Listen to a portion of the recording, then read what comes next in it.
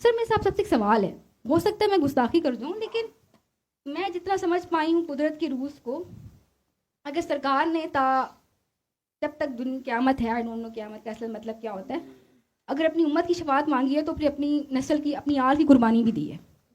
कुदरत ऐवी कुछ नहीं देती, उसकी आपको प्राइस पे करनी पड़ती है। इसलिए डॉक्टर साहब कहते हैं दुआएं ना मांगा करें, आप प्राइस पे नहीं कर पाते। तो बाबा ने जो फैज़ सारी इंसानियत के लिए जारी किया है, छोटा फैज़ नहीं है। बाबा ने इसकी क्या कीमत पे की है, ये मेरा आपसे सवाल है। बाबा ने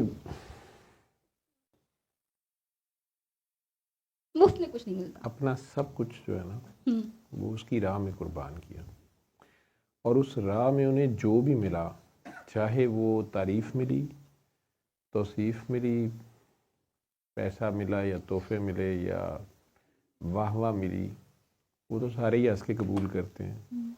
फॉलोअर्स मिले या मुरीदैन मिले, आशिकीन मिले, वॉटेवर जो है। मैंने बाबा को इस राह में किसी चीज़ को भी डिस्कार्ड करते नहीं देखा, स्पेशली मलामत। जितनी खुशी से उन्होंने उस मलामत को गले से लगाया, वो जो नाम भी उल्टा सीधा पीर का की ताड़ मिला, उसी नाम से कॉलम लिखना शुरू कर दिया, उसको ऑन कर लिया कि ये मुझे उसकी राह में मिला। तो उनके लिए वो भी उतना ही बड़ा मेडल था जितना किसी की तारीफ़ें हों, कोई रहमतुल्लाह अलैह लिख रहा हो, मदजुल्लु कुछ सुर्रू लिख रहा हो।